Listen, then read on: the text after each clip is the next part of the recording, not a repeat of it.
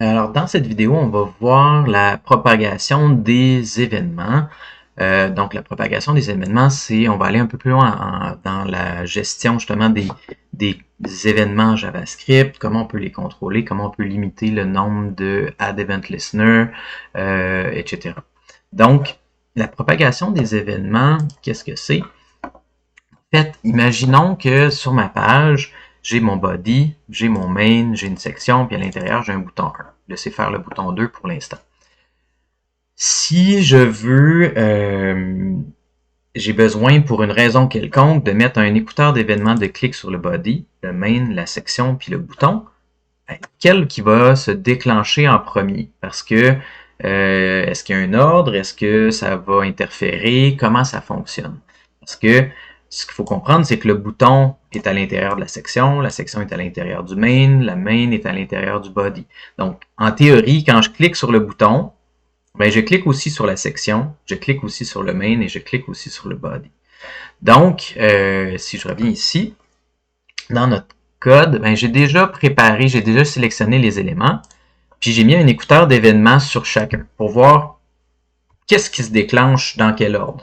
L'ordre, c'est pas parce que j'ai mis le Add Event Listener ici en premier que ça va avoir un impact, je pourrais le mettre n'importe où. Il y a un ordre de la page. Donc, si chacun a le même clic, chacun a la même fonction, et on a Current Target, qui est l'élément là qui est attaché ici au Add Event Listener. Donc, si je clique sur mon bouton, on voit que, effectivement, je clique la première fois sur le bouton. Ensuite, il y a la section est sélectionnée. Ensuite, le clic est transféré sur le main. Puis ensuite, le clic est transféré sur le body. Tout ça avec un seul clic. Okay? On peut arrêter cette chaîne-là. Donc, ça part de l'élément sur lequel on a cliqué. Puis, ensuite, ça continue vers l'extérieur. Donc, si j'arrive ici, je pourrais mettre un if. Et admettons, dans un cas précis, je voudrais arrêter cette phase qu'on va appeler le bouillonnement, donc de l'élément vers le plus précis jusqu'au parent. Par exemple, si current target égale, je sais pas moi, main.html, ben, il y a une fonction de l'événement qui va s'appeler stop propagation, comme ça. Donc, ici, si du moment que je clique, ben là maintenant, ça part du bouton, ça continue dans la section parce que c'est le parent de lui, et ça continue dans le main aussi. Tout ça parce qu'ils ont chacun un écouteur d'événements, on est d'accord. Mais ça s'arrête à le main, ça ne continue pas sur le body n'a pas été déclenché. Okay? Donc, il y a une propagation de cette manière-là. Il y a aussi, en fait, c'est plus complexe que ça. Ça, c'est la phase de bouillonnement. Il existe aussi la phase de capture qui se passe avant. Ça veut dire que c'est un autre écouteur d'événements qu'il faut mettre. Et celui-là, ça veut dire que j'aimerais que ça se déclenche dans la phase de capture. Je vais vous montrer un diagramme pour vous montrer qu'est-ce que c'est. Ici, si je regarde, à la phase de capture, en fait, c'est la première phase. Quand on clique sur quelque chose sur la page, ben, ça part de la fenêtre du navigateur et là, ça descend jusqu'à l'élément en soi qu'on aurait cliqué, qu'on aurait sélectionné. Et là, une fois que ça c'est fait, ben, ça remonte jusqu'au navigateur puis ça déclenche aussi. Donc, ce que ça permet de faire, c'est qu'il y a deux phases. Si j'ai besoin de capter avant, je vais mettre true à mon add event listener. Puis si je veux pas que ça continue, je vais arrêter la propagation. Et au contraire, si j'ai besoin de cliquer en premier sur mon élément et peut-être après sur mon autre élément, ben je vais arrêter la propagation ici, mais je vais pas mettre true dans mes éléments HTML. Donc, dans mes add event listener, pardon. Donc, ça c'est la première phase, c'est la phase de capture. Capture. Puis ça, c'est la phase de bubbling, pas de bubbling. Donc, c'est après. Si j'enlève mon if, là, 30 secondes, ça veut dire que du moment que je vais cliquer sur mon bouton, ça va partir du body, ensuite ça va aller dans le main, ça va aller dans la section, ça va aller dans le bouton. ça reste dans la phase de target. Ensuite, là, ça retourne, ça déclenche ici vers l'extérieur. Donc là, du moment que je viens mettre ici, vous allez voir que c'est complètement différent. Du moment que je vais cliquer, ça va plus être, ça va être le body, puis ça va être le main. Donc, la capture va démarrer et va s'arrêter au main de cette manière-là. Okay? Donc, pourquoi on utiliserait ça? C'est quoi les objectifs? C'est quoi l'utilité des phases de propagation? Bien, évidemment, on ne va pas mettre des Add Event Listener sur tout. Mais si on avait besoin de capter pour une fonction, un clic sur le... Imaginons, j'ai une fonction clic page et j'aurai une fonction clic bouton. Okay. Puis moi, ce que j'aimerais, c'est que ça se déclenche uniquement en fait ici. Donc, imaginons, là, j'ai mis la vidéo sur pause 30 secondes. Donc, imaginons, là, je mets en commentaire là, tout ça, juste pour avoir un exemple plus concret. Imaginons que j'ai un événement sur mon body qui va déclencher une fonction clic page, puis j'ai un événement sur mon bouton qui, lui, va déclencher ma fonction clic bouton. Okay? Quand je clique sur mon bouton, je ne veux pas déclencher ma page ici. Donc, ici, ce que je ferais, c'est, parce que si j'enlève ça, regardez bien ce qui va se passer. Si j'arrive ici et que je clique sur mon bouton, ben, évidemment, j'ai pas enlevé mon current target. Clic. Donc, du moment que je clique ici sur mon bouton, ben, ça va déclencher et la fonction sur mon bouton et sur ma page. Mais je voudrais pas ça, moi je voudrais juste le bouton.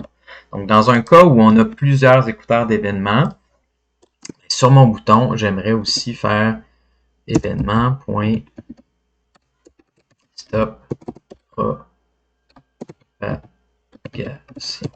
Ça veut dire que l'événement va se déclencher vu qu'on est dans la phase de bouillonnement qui part du bouton vers l'extérieur. L'événement va se déclencher sur le bouton et va pas se déclencher, va pas déclencher les autres phases.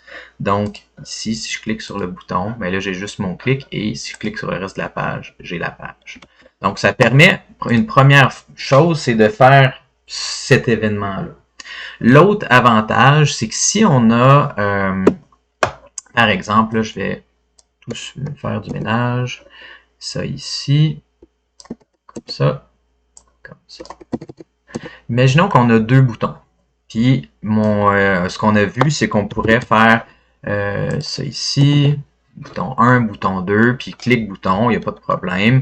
Ça se déclenche normalement. Clic, clic. Parfait. Je peux récupérer de la même manière mon current target. Console.log. C'est pas ce que je veux.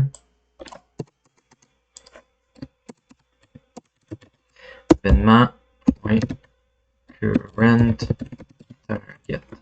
Si je clique ici, comme on fait depuis le début de la session, j'ai fait une faute de frappe, évidemment, current target PS 1 et 2. Donc, je récupère, il n'y a pas de problème.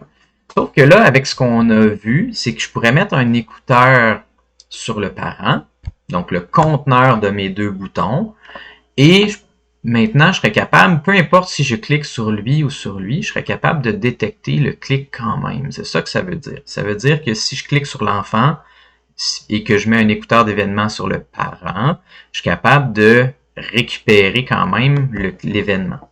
Donc, ici, au lieu d'avoir deux écouteurs d'événement, je pourrais mettre ça ici, comme ça, un seul écouteur d'événement. Et ce que ça va me permettre de faire, clic 1, clic 2. Sauf que là, j'ai pas le bon élément. Moi, ce que j'aimerais, c'est vérifier quel bouton. Il y a un deuxième paramètre que je vous dis de ne pas utiliser depuis le début de la session, c'est target. Donc, la subtilité, la confusion peut être grande. Current target va toujours ramener l'élément qui est attaché au Add Event Listener. Target, lui, au contraire, ça va être l'élément sur lequel on a cliqué. Donc, je vais le mettre juste les deux ensemble. Événement.target, puis événement.target. On va voir la différence. Current target, ça va être le main, puis target tout court, ben, ça va être le bouton sur lequel on a cliqué. Bouton 1, bouton 2. Donc, dans ce cas-ci, on vient mettre un seul écouteur, puis imaginons qu'on a une liste de 50 éléments. Ben, c'est beaucoup plus optimisé pour la page si on a un écouteur d'événement que partout sur les éléments. Fait que là, maintenant, de cette manière-là, j'ai un seul événement à l'intérieur.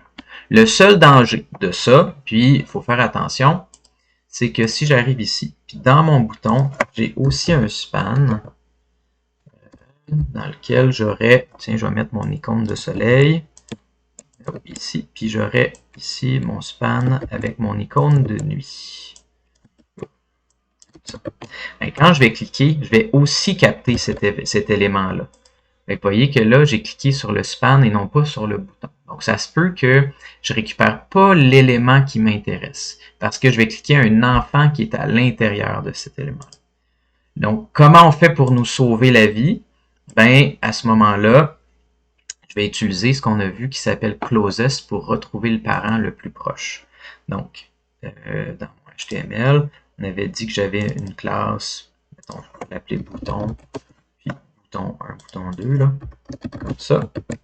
Imaginons que je suis capable de trouver le parent qui a le bouton le plus proche. Donc, ici, donc, const bouton HTML, ça va être, je vais dire, événement.target.closest. Puis là, je vais chercher l'élément qui a la classe bouton la plus proche. Donc, si j'ai cliqué sur le span, ben, je vais récupérer le bouton. Si je clique sur le bouton, je vais récupérer le bouton. Fait que ça me prend toujours, dans le cas où on va utiliser le bouillonnement avec un seul, c'est sûr que c'est préférable d'utiliser closest pour vérifier qu'on a cliqué sur la bonne chose. Et c'est possible qu'on n'ait pas cliqué, on ne retrouve pas l'élément. Fait qu'un if est toujours essentiel. Si bouton HTML n'est pas égal à nul. Donc, si j'ai trouvé quelque chose, ben là, je pourrais mettre mon écouteur, mon console, mon exécution de mon code à ce moment-là. Donc, ici, si je clique bouton 1, là, j'ai bien cliqué ici. Si je clique sur le span, aussi, ça se déclenche. Okay? Donc, le clic s'exécute quand même. Si j'avais pas fait ça, ben, à ce moment-là, j'aurais peut-être pas récupéré l'élément comme tel. Le bouton, ça serait pas déclenché comme je veux. Donc, c'est un meilleur contrôle. Puis là, je veux pas que la vidéo s'étire trop. Donc, on va voir dans la vidéo suivante, on va mettre en pratique ça avec le mode nuit en utilisant un seul écouteur d'événement pour gérer tout le conteneur de notre mode nuit.